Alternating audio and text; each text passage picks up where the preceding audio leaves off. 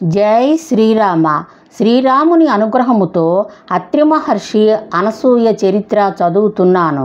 ఈ మండలములో సప్త ఋషులు 7 నక్షత్రాలుగా సప్తర్షి మండలానికే మకుటాయమానముగా వెలిశారు. వీళ్ళు త్రికాలజ్ఞులు, దీర్ఘదృష్టిని సర్వము గ్రహించగల సర్వజ్ఞులు.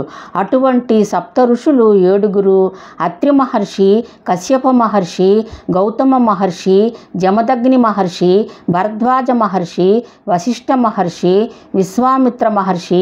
వీరిని సప్త ఋషులు అనెదరు. ఈ మండలములో మొట్టమొదట వారు అత్రి మహర్షి. ఎంతో ప్రకాశవంతమైన వాడు. అత్రి మహర్షి బ్రహ్మమానస పుత్రుడు. సృష్టి క్రియలో బ్రహ్మకు సహకరించడము అతని ప్రధాన బాధ్యత. అత్రి మహర్షి భార్య కర్దమ ప్రజాపతి కుమార్తె అనసూయ. అనసూయ మహాపతివ్రత. త్రిమూర్తులను పసిపాపలను చేసి ఊయలలో ఆడించిన ఘనకీర్తి అనసూయకే ఉన్నది. ఇటువంటి పుణ్యము ప్రపంచములో మరే మాతృమూర్తికి దక్కి ఉండదు.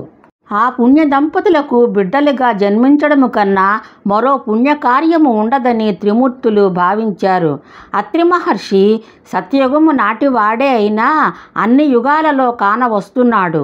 ఈ త్రిమూర్తుల వరప్రసాదముగా అత్రి అనసూయలకు బ్రహ్మ చంద్రుడు, విష్ణువు దత్తుడు, మహేశ్వరుడు దూర్వాసుడుగా పుట్టారు. ఈ ముగ్గురు అంశతో దత్తాత్రేయుడు అయ్యను. ఈ ముగ్గురు లోక కళ్యాణ కారకులు. ఇందులో చంద్రుడు సోమేశ్వర జ్యోతిర్లింగాన్ని ప్రతిష్ఠించాడు.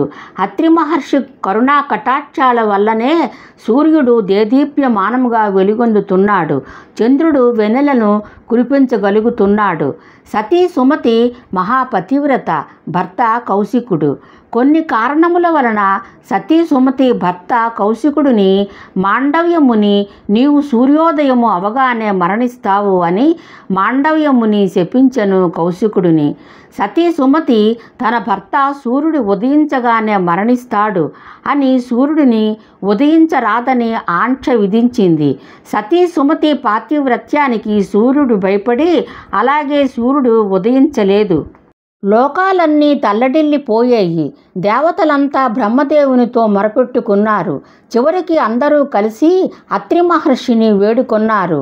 అత్రి మహర్షి బాగా ఆలోచించి తన భార్య అనసూయతో నీవు సతీ సుమతిని సమాధానపరిచి సూర్యోదయముపై ఉన్న ఆంక్షను తొలగించు అనెను. సూర్యోదయము అవగానే మాండవ్యముని శాప ఫలితముగా మరణిస్తాడు.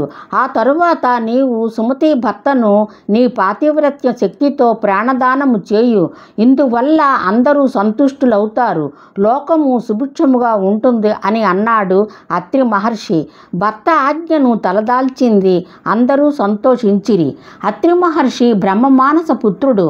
అమోఘమైన తపస్సు చేత త్రిమూర్తులను తన ముంగిటికి రప్పించుకోగలిగాడు అత్రి మహర్షి.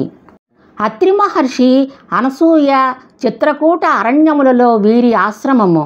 త్రేతాయుగములో సీతారామ లక్ష్మణులు వనవాసమునకు బయలుదేరినప్పుడు ముందుగా అత్రి అనసూయ ఆశ్రమమునకు వెళ్ళిరి. అక్కడ వాళ్ళకి అత్రి అనసూయ ఆతిథ్యము ఇచ్చారు. అప్పుడు అనసూయ సీతాదేవికి ఎన్నో ధర్మ సూక్ష్మాలు తెలిపింది. అనసూయ సీతాదేవికి చీర నగలు ఇచ్చినది. ఆ నగలునే రావణుడు సీతను లంకకు తీసుకు వెళుతున్నప్పుడు సుగ్రీవుడు ఉన్న ప్రాంతములో పడవేసినది. అనసూయ సీతమ్మకు ఎప్పటికీ వాడని మాయకుండ ఉన్న చీరను సీతకు ఇచ్చింది. ఆ చీరతోనే రావణాసురుడు లంకలో అశోకవనములో ఉన్నది. సూర్యుడు ప్రకాశిస్తున్నంత వరకు, చంద్రుడు పసిటి వెన్నెలను కురిపిస్తున్నంత వరకు అత్రి మహర్షి కీర్తి ప్రతిష్టలు నిలిచే ఉంటాయి.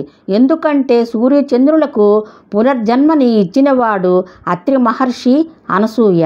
జై శ్రీరామ. సర్వే జనో సుఖినో భవంతు. జై శ్రీరామ.